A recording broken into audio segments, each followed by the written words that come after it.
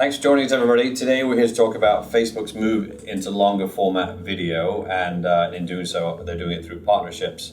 What's your take on this? Well, it's interesting. There's a lot of skepticism and concern always about Facebook's algorithms. Okay, is this going to be good for publishers? And I think it's a good question, but I think it's a little bit wrongly applied here. Everybody's focusing and jumping straight to the algorithm. I think the bigger question is episodic content, 10, 20, 30-minute long videos. Do those even fit in the news feed? Think about how you use the news feed. You open it up, you're scrolling through the news feed. Let's say you found a show or an episode or even a shorter 10-minute version of a video you wanted to watch. You get interrupted halfway between because you're living your life, you're on a mobile device, maybe you were out and you need to go somewhere else. You want to come back to it later, you open up your news feed, where is it? It's gone. And so it invites a whole lot of navigational issues that almost have nothing to do with the algorithm. It's just, how do I even manage that? Right. And I think the most likely way that Facebook will deal with that is they'll start to put it in a different place. They've been talking about a video tab. Pop quiz for you. On your Facebook app, along the bottom, there's a series of icons. Can you name them? No. Frankly, I do this for a living, I'll miss friend requests for weeks at a time because I'm just not paying attention to that part of the screen. I'm not conditioned to do it. I open up Facebook, I look at the news feed. So I think there's a lot of questions long before you get to the algorithms as to where those videos will even live and whether the news feed is the right place for it. I called who I thought was a real brain in this whole thing. His point was if Facebook's paying, they're going to treat the algorithm to suit their cause. So he's not worried about the algorithm. But what he did say before, all he had to worry about was hitting these minutes per month with Facebook. Now you've got to worry about whether people are going to stick around. Before, if you had 2 or 3 videos that did really, really well and some fluffed, it wasn't such a big deal. But now, you can have the greatest piece of content, but if the commercial, which you don't really control,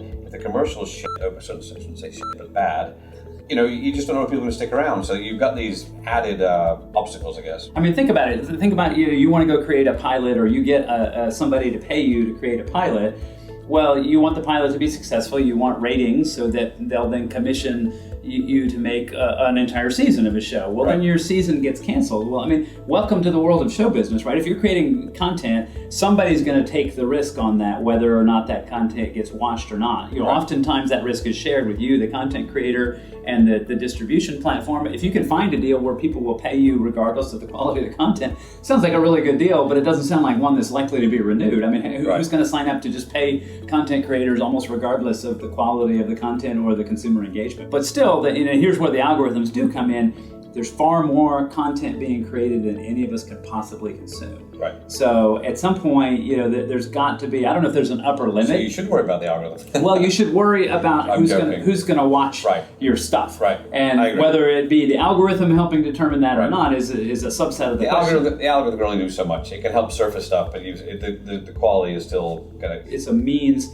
to organize and filter content and sort it in a way that's most likely to be interesting to you. I have a prediction, given what we just read. There will be first release miniseries, big production miniseries on Facebook first. Let me change one preposition. I will change on Facebook to by Facebook.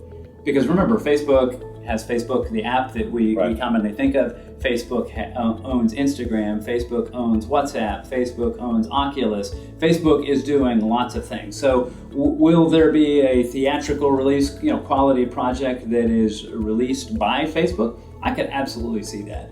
Maybe even on Facebook, I guess, depending on how successful they are with the video tab. Maybe there's a whole new place on Facebook that we all develop a habit to go watch amazing high quality content. I wouldn't certainly rule that out, but they've got a long way to go before that's a reality.